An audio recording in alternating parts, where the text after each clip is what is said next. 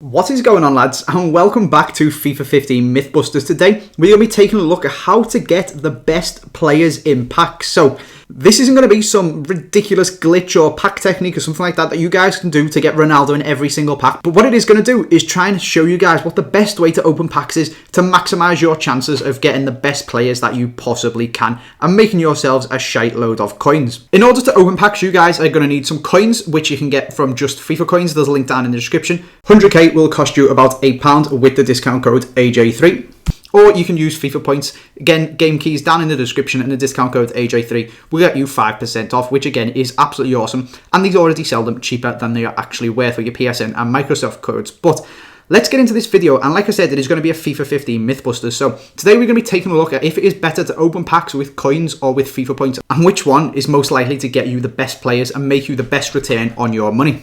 So the way that I have done this is I have opened 50 packs with FIFA points and I have opened 50 packs with coins. I've opened a lot more than this, but just for the purpose of this video, that is how many I have gone through. I just picked a random assortment of my packs and used them 50 packs, and I've put down every rating that I got in that pack and whether the player was rare or not. So we're just going to be focusing on players, because when people are opening packs, yes, it is good to get a squad fitness card and stuff like that because they might sell for 1,000 coins, but what everyone really wants is the players, because that is where the money is there to be made. The way I am going to test this as well is with t-tests and stuff like that. If you guys know what that is absolutely great. If you don't, to give you a very brief overview, basically what it means is it tests if something is significantly different to something else. So if there isn't actually an effect there. I don't want to bore you with the stats. I have got a degree in this shit, so I know how it works, but I don't really want to tell you guys and spend the whole video explaining it. So basically, I'm just going to be telling you if the difference is significant or if it is not. If it is significant, it means that with a 95% certainty, we can say that it is caused by the fact that whatever you have done has caused that. It's not just luck. And if it isn't significant, then it means it's probably just luck. So if we get into this, with coins, we opened 50 packs. We got 182 players, which averages out at 3.64 players per pack, which in my opinion is a pretty fucking good ratio. If you compare that to FIFA points, where we got 166 players, that averages out at 3.3. So it's not a massive difference, and it's not significant when you do the stats. When you've gone over all of that, it isn't really a massive difference, and the amount of players you get is probably just down to luck.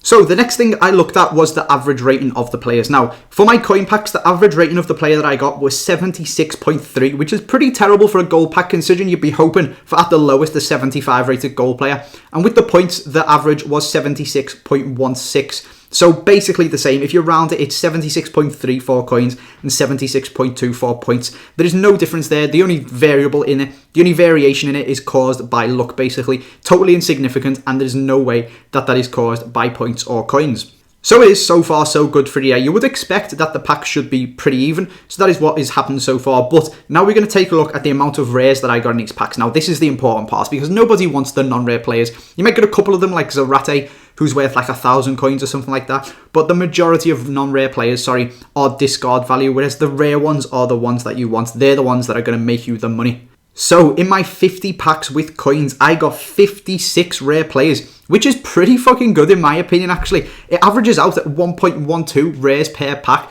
So that is basically a rare player. That is a rare player. It's over one rare player per pack on average, which is very good. You don't really expect to see that. Personally, when I open packs, I seem to find that most of my packs that I get don't have a rare player in, but it seems when I was been opening with the coins that is actually what's been happening, so I was pretty impressed by that, especially when you compare it to the FIFA points one, where in the 50 packs I got 40 rare players, which averages out at 0.8 rares per pack. So in order to get 8 rare players, you've got to open 10 packs, whereas on the coin side of things, if you open 10 packs, you get 11 rare players. So there is a significant difference there, and this is the one that is kind of important, because all of the other variations in this have only been very slight.